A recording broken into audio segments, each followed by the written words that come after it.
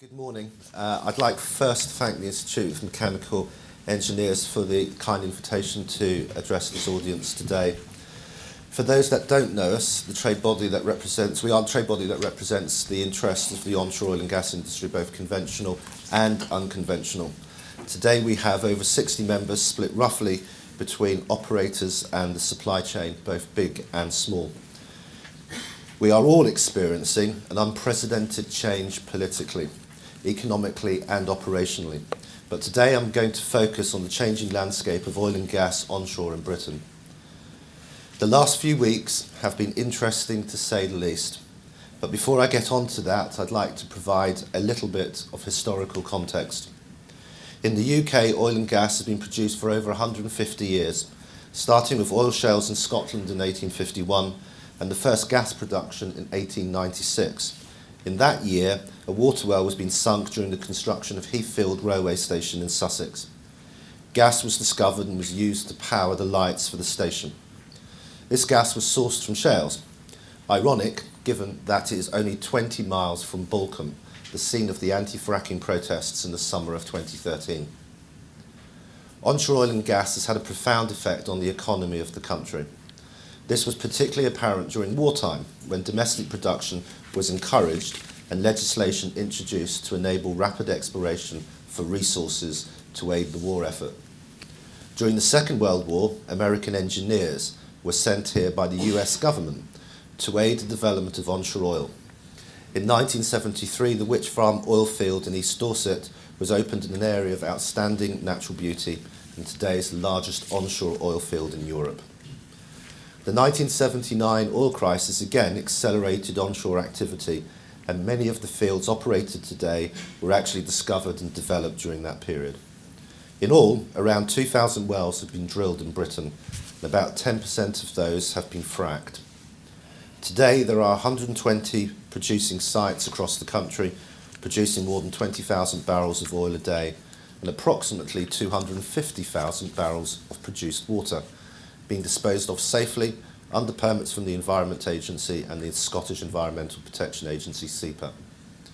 To put that into context, today we produce enough oil onshore to fuel 1.1 million family cars each year. If you were to convert that into heat generation, it would be enough to heat around 950,000 homes annually. Turning now to the events of the last couple of weeks and some of the political developments. The creation of the Infrastructure Act now gives the industry clarity in terms of trespass and land access. This brings our industry into line with other industries that require underground access, such as utilities and mineral extraction. This was extremely welcome news for the industry, and the added clarity gives existing players and new entrants the confidence to invest. Amendments to the bill made through the course of the passage of the parliamentary process have put into law industry best practice and passed responsibilities on to the Secretary of State to recommend areas of groundwater protection and other protected areas. The industry has successfully and safely demonstrated our ability to operate in these sensitive areas over many years, and we look forward to working with the Secretary of State on these definitions. This also highlights the strength of regulations in this country, which ensure that operators, rather than following tick-box processes, are made to think about the environment around them and the risks, and to really provide solutions to problems in a voluntary manner. This will continue to be the case. The UK has some of the most comprehensive and stringent regulation in the world, and it's a system of which we should be justifiably proud, and one that should give confidence to the general public. In Lancashire, Cuadrilla submitted 2 planning applications to frack and flow test on 2 sites, including 8 wells. While the planning officer's initial recommendation was to refuse, a decision has now been made based on new evidence submitted by Cuadrilla to defer. It is important to understand that the only areas that caused the recommendation were around noise and traffic, which the industry has successfully mitigated against in many other areas and locations around the country. And noise and transport are issues that are affect all of industrial activity in this country. The officers in Lancashire were satisfied in the highly debated areas of water contamination, induced seismicity, emissions, industrialisation of the landscape, public health and other issues. In Scotland, where the planning regime is different, further public consultation has been announced, and this we will again participate in. People often ask me what UK's #1 priority is. Public acceptance is absolutely vital. If companies do not earn the social licence to operate, it does not matter how prospective the rocks are, they will never get the chance to find out if it can be commercially viable. As an industry, we are and we will continue to be judged completely on how we interact with the communities in which we operate and how we mitigate and manage environmental impacts. So how do we earn those social licences to operate? Listen and keep listening. Inform, reassure and keep a dialogue going. Earning trust gives something back. One of the biggest challenges is that people have lost a connection to energy. It's something that's always there, always available, and even if people are aware of its production, it's something that happens elsewhere. The generation who remembered the coal-dusted faces of the men that delivered coal bags to our homes on cold nights before central heating have long since passed. The second challenge is the fear of the unknown. The internet is full of misinformation and bad science. The decarbonisation impact of switching from coal to gas in electricity generation, so startlingly demonstrated in the US, is overlooked, while the wider need for gas as an industry feedstock is forgotten. Issues of the carbon impact of transportation of gas, along with the benefits of secure supply close to home, are ignored, while shale gas is accused of supplanting investment in green technologies. It's easy to rail against the injustice of those claims and the inaccuracies they include, but it will not stop those views being propagated. The industry needs to embrace the challenge and inform our neighbours with well-reasoned, independent data that is peer-reviewed and carefully and sympathetically shared. In Britain, we recently carried out a pilot project to listen to genuine concerns called Let's Talk About Shale. The aim of this was to give people the opportunity to ask what they wanted to know, what gave them cause for concern, if anything, and then give them the answers from an independent panel of experts, not from the industry. The most successful part of the project was a digivan. This was a branded vehicle connected to the internet, which we took to shopping centres and town markets. Members of the public could then use the laptop in the vehicle to submit their questions. There were other methods of engagement used as well, such as leaflet drops with free postcards and of course the website talkaboutshale.com. In total, there were over 1,500 responses from the public, and as a result, over 700 questions have been answered, with the help of leading experts, institutions and academics. Over the course of a 3.5-week period in September last year, we met and engaged with over 10,000 people. The fear of the unknown is probably best demonstrated by another industry. It too had an anti-following, health concerns, and a not-in-my-backyard attitude. This industry even had anti-groups lobbying local councils in major cities across the UK in the early 2000s for a moratorium. Think now if those councils had not allowed mobile telephone masts. We must remove the fear of the unknown and explain what it is we are doing. This brings me on to the third significant part of having a social licence to operate, being able to answer the question, what does it mean for me? This is not a question of how much money do I get. It's much more complex than that. In fact, if you look at it just as financial payments, which are seen as compensation, you will fail. The areas in which we operate, whether greenfield or brownfield, rural or industrialised, are neighbouring people's homes. It's where they live. They therefore have a right to understand what it means for them. This ranges from environmental impacts to noise, traffic movements, through to jobs and local services. One part of this is clearly what financial rewards the local community will receive. What the community want and the form they receive, it will vary from place to place and needs to differ. What our industry polling suggests is that most likely combination is a community-based payment and business rates, rather than direct payments to property owners, which can create a moral hazard. During the last year, 2014, we drilled 19 onshore oil and gas wells and started and/or completed 29 planning applications and applied for 39 environmental permits. I think that will surprise a lot of people because a lot of people think nothing's been going on. In the process, the industry engaged in over 90 community meetings and conversed with over 16,000 local people. Despite not yet being at the stage to provide direct community benefits, as we wait for planning consents, the industry contributed nearly £500,000 in voluntary schemes directly to the communities we work in. But as I said, it's not just about benefits. It's equally about telling people exactly what we are doing to protect the environment. We are committed to developing best environmental practice, and we have followed up our shale gas well guidelines by producing a best practice document with respect to environmental baseline monitoring for all new onshore oil and gas sites. It's been developed within the context of the current legislative framework and associated environmental monitoring requirements. This framework is risk-based and relies on objective, site-specific monitoring, sampling, testing and scientific analysis before, during and after the lifetime of the operations. The guidance addresses the environmental monitoring requirements before operations start to establish an environmental baseline condition.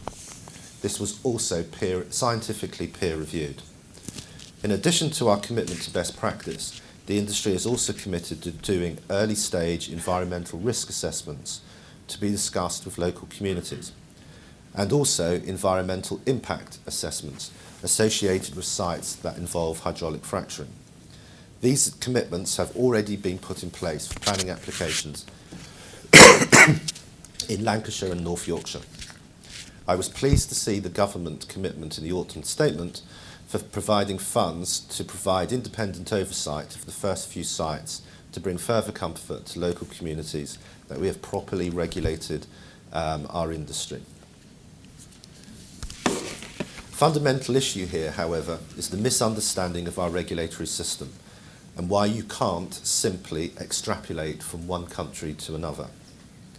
2 years ago, the industry, as I've said, voluntarily announced it would do environmental impact assessments.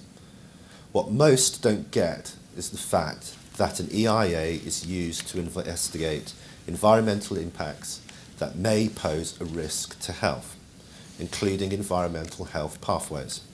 Additionally, environmental permitting exists to regulate the industry to ensure they operate within defined standards to protect health. Put simply, an EIA examines a health pathway before it's a public health issue. Turning to investment and skills. These are also extremely important aspects. At the start of last year, UCODE commissioned Ernst & Young to forecast what would be needed in terms of investment in the supply chain and skills in order to create the first 100 new shale gas sites.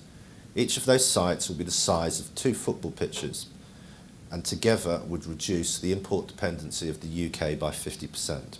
So a big prize. Their estimates show that the industry would need to spend 33 billion creating up to 64,000 jobs. The report identified items that we could already source from the UK, such as cement and sand, and recommended actions to ensure we could create even more UK-based value. One of my mantras for 2015 and beyond is the fact that I want to put as much of that 33 billion back into the UK economy and for our supply chain to be based in the UK and not abroad. With this in mind, I was delighted to announce alongside the Energy Minister Matthew Hancock the creation of the National College for Onshore Oil and Gas, headquartered in Blackpool and with contributions from Chester, Glasgow, Redcar and Portsmouth. This college has been set up to train the future onshore oil and gas engineers and to start to create those 64,000 jobs EY envisaged. In addition to that, Chester and Glasgow have also received very significant research funding for areas including underground research and hydraulic fracturing equipment research. In 2015 and beyond, we will continue our commitment to local engagement, community benefits and producing industry best practice guidance. Over the course of the next 12 months, we will need to address some of the issues that still exist in Mythland. Firstly, climate change. We are not, as an industry, climate change deniers, and some would like others to believe. In fact, we took a vow 2 years ago that we would not openly criticise any other technology or industry, because we fundamentally believed, and continue to do so, that the right solution for both the climate and the economy is a balanced energy mix.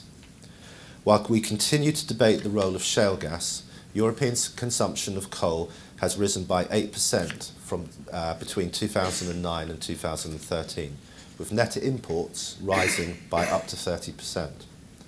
If Europe wants to reach an ambitious climate change objective and provide energy security... Sorry, I should have turned that off. You didn't do what I told you to do. No, absolutely. I wasn't listening. I was reading my own thing. Notes. If Europe wants to reach its ambitious climate change objectives and provide energy security, indigenous shale gas offers a real alternative. But we must change the course of this debate from a very short-term either-or scenario into a much longer-term strategic scenario. In my opinion, the US has shown us the way. Through a balanced portfolio of increased renewable investment, shale gas plays and nuclear, they have managed to reduce prices dramatically, cut emissions beyond their perceived Kyoto targets, and increased economic activity. Yes, they have sold their coal to Europe, but there lies the answer. Removing coal from the system globally quickly surely has to be the best thing for the climate, and that can only be done by gas. Second on the list is health impacts. We have seen numerous studies from eminent institutions in the UK, including Public Health England and the independent panel of experts for Scottish Government. All conclude that in their scientific opinion, within the regulatory system in the UK, the risks are minimal. We will, as an industry, need to explain this better. We don't use a cocktail of toxic chemicals because we can't. The Environment Agency won't let us. The practices that have led to emissions elsewhere in the world are not allowed here, such as open pits and using frac fluids as dust suppressants and so on. And that's the reason why environmental impact assessments and gaining a better understanding in the general public are so important. Finally, like all other oil and gas industries, at some point we will need to address the issues of decommissioning. Many industries before us have gotten away with that one, including renewables. But times have changed, and we will need to address this up front as soon as possible. So in summary, as an industry, we aim to show during the next 12 months that we can operate in a safe, environmentally sensitive manner under strict regulations. We also look forward to welcoming the new participants in our industry through the next licensing round. Thank you.